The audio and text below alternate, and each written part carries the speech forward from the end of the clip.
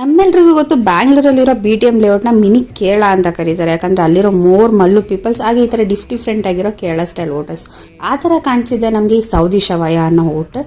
So unplanned video ಅಂತ ಹೇಳ್ತೀನಿ. ಇದನ್ನು ಪ್ಲ್ಯಾನೇ ಮಾಡಿದೆ, ನಾವು ಸಡನ್ನಾಗಿ ಹೋಗಿ ಅಲ್ಲಿರೋ ಊಟ ನೋಡಿ ನಾವು ಟೆಂಪ್ಟ್ ಆಗಿ ಮಾಡಿದ ವಿಡಿಯೋ ಇದು. ಸೊ ಫಸ್ಟ್ ಟ್ರೈ ಮಾಡಿದ್ದೆ ಈ ಹನಿ ಚಿಕನ್ ಅಂತೂ ಎಕ್ಸ್ಪೆಕ್ಟೇಷನ್ಸ್ಗೂ ಜಾಸ್ತಿ ಇತ್ತು ಅಂತ ಹೇಳ್ತೀನಿ. ಯಾಕಂದರೆ ಸ್ವೀಟು ಸ್ಪೈಸಿನೆಸ್ ಸಕ್ಕದಾಗಿತ್ತು ಅಂತ ಹೇಳ್ತೀನಿ.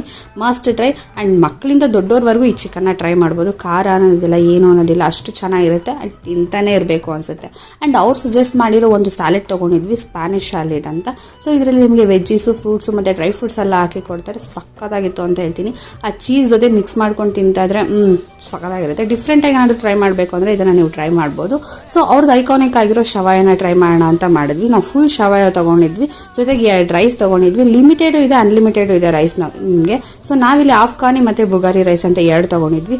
2 ತುಂಬಾ ಚೆನ್ನಾಗಿತ್ತು ಅಂತ ಹೇಳ್ತೀನಿ. 2 ಡಿಫ್ರೆಂಟ್ ಆಗಿರೋ ಫ್ಲೇವರ್. ಸೊ ಮೈಲ್ಡಾಗೂ ಇತ್ತು, ನಿಮಗೆ ಸ್ಪೈಸಿನೆಸ್ ಆ ಥರನೂ ಇತ್ತು. ಆ್ಯಂಡ್ ಇವ್ರದ್ದು ಸರ್ವಿಸ್ ಬಗ್ಗೆ ಹೇಳಲೇಬೇಕು. ನಾನು ಬೇಗ ಸರ್ವ್ ಮಾಡ್ತಾಯಿದ್ರು, ಯಾರನ್ನೂ ಜಾಸ್ತಿ ಹೊತ್ತು ವೆಯ್ಟ್ ಮಾಡೋಕ್ಕೆ ಬಿಡ್ತಾ ಇರಲಿಲ್ಲ. ಹಾಗೆ ಕ್ರೌಡು ಕೂಡ ಅಷ್ಟೇ ಬರ್ತಾಯಿತ್ತು ಅಂತ ಹೇಳ್ತೀನಿ.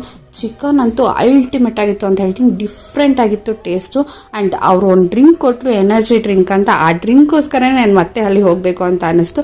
ಅಷ್ಟು ಚೆನ್ನಾಗಿತ್ತು, ಒಳ್ಳೆ ಫೀಲ್ ಕೊಡುತ್ತೆ ನಿಮಗೆ. ಈ ಸಮ್ಮರಲ್ಲಂತೂ ಬೆಸ್ಟ್ ಅಂತ ಹೇಳ್ತೀನಿ. ನೀವೇನಾದರೂ BTM ಕಡೆ ಹೋದರೆ ಟ್ರೈ ಮಾಡಿ. Thank you for watching.